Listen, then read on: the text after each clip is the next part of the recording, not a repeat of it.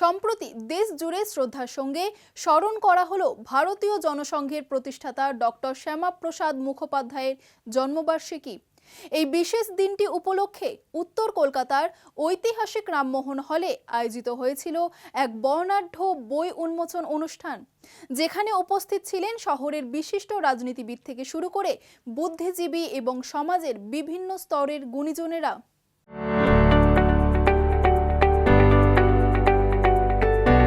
উত্তর কলকাতার ঐতিহ্যবাহী রামমোহন হল, যে মঞ্চ সাক্ষী থেকেছে বাংলার বহু ঐতিহাসিক মুহূর্তের, সম্প্রতি সেখানেই পালন হলো ডক্টর শ্যামাপ্রসাদ মুখোপাধ্যায়ের ১২৫তম জন্মবার্ষিকী উদযাপন এবং সেই স্মরণে বইয়ের উন্মোচন অনুষ্ঠান। এই অনুষ্ঠানের পরিচালনায় ছিল association of Bengal for literature and culture. শুরুতেই ছিল ডক্টর শ্যামাপ্রসাদ মুখোপাধ্যায়ের জীবন, আদর্শ ও রাজনৈতিক দর্শন নির্ভর এক বিশেষ তথ্যচিত্র। অনুষ্ঠানে উপস্থিত ছিলেন সাংসদ জগন্নাথ সরকার থেকে শুরু করে বুদ্ধিজীবী ও সমাজের বিভিন্ন স্তরের গুণীজনেরা। গোটা অনুষ্ঠানটির সঞ্চালনায় ছিলেন প্রখ্যাত কবি বিনায়ক বন্দ্যোপাধ্যায়। উপস্থিত বিশিষ্ট অতিথিদের হাত ধরে উন্মোচিত হয় ৫টি বিভিন্ন গ্রন্থ, যার মধ্যে ছিল ডক্টর শ্যামাপ্রসাদ মুখোপাধ্যায়ের জীবন ও আদর্শ নিয়ে লেখক পীযূষ রঞ্জন ঘোষের ছোটদের বই ছোটদের শ্যামাপ্রসাদ। স্যার আশুতোষ মুখোপাধ্যায়ের এই বীরবঙ্গ সন্তান ছিলেন পশ্চিমবঙ্গের জনক। ডক্টর শ্যামাপ্রসাদ মুখোপাধ্যায়ের বিষয়ে মানুষের আরও জানা দরকার, এমনটাই মনে করেন লেখক পীযূষ রঞ্জন ঘোষ।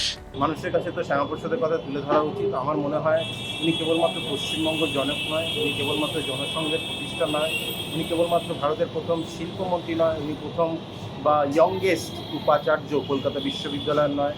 উনি একটা সভ্যতার ছিন্নমূলে যাওয়া একটি রাজ্যে এবং একটি দেশে কিন্তু প্রসিদ্ধি পেয়েছিলেন। উনি রক্ষাকর্তা, উনি একটা সিভিলাইজেশনের রক্ষাকর্তা। সেই জন্য আমাদের যে প্রথম ডকুমেন্টারিটা আমরা দেখালাম, সেই ডকুমেন্টারিতে এন্ড টু এন্ড বোঝালাম কেন শ্যামাপ্রসাদ মুখোপাধ্যায়ের ভূমিকা বাংলা এবং ভারতভূমিতে অনস্বীকার্য। এবং আমার মনে হয় যে উনি নেতাজি সুভাষচন্দ্রের পরে দ্বিতীয় নেতা হিসাবে সর্বভারতীয় পরিচয় অর্জন করেছিলেন। উনি চেয়েছিলেন এক দেশ, এক মিশন, এক বিধান। ওনার ছাত্রাবস্থায়, ওনার শিক্ষা অবস্থায় এবং ওনার রাজনীতিতে প্রবেশের সময় যে ছোট ছোট গল্পগুলো আছে, সেই গল্পগুলো নিয়েই ছোটদের শ্যামাপ্রসাদ।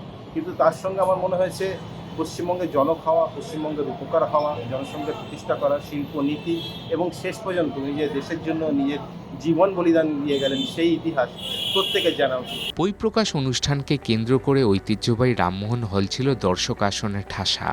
রাজনীতিবিদ থেকে শুরু করে বিশিষ্ট শিক্ষাবিদ এবং সমাজসেবীদের কথায় বারবার উঠে আসে বর্তমান ভারতের প্রেক্ষাপটে শ্যামাপ্রসাদ মুখোপাধ্যায়ের চিন্তাভাবনা এবং তার দূরদর্শিতার প্রাসঙ্গিকতা। Association of Bengal for literature and কালচারের এমন উদ্যোগ আগামী দিনে আরও হবে, মনে করেন পীযূষবাবু। আমরা লিটারেচার নিয়ে কাজ করছি এক ছাতার তলায়।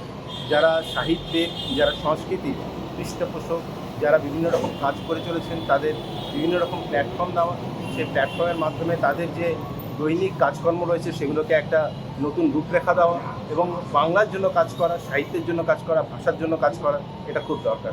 সেই জন্যেই এই অ্যাসোসিয়েশন। উত্তর কলকাতার এই ঐতিহাসিক প্রেক্ষাগৃহে ভারত কেশরী শ্যামাপ্রসাদ মুখোপাধ্যায়ের জন্মজয়ন্তী উদযাপন শুধু একটি বই প্রকাশের অনুষ্ঠান হয়ে রইল না, বরং হয়ে উঠল একটি সফল চিন্তন ও সাংস্কৃতিক মেলবন্ধন। সায়ন মুখার্জির রিপোর্ট, চ্যানেল ওয়ান।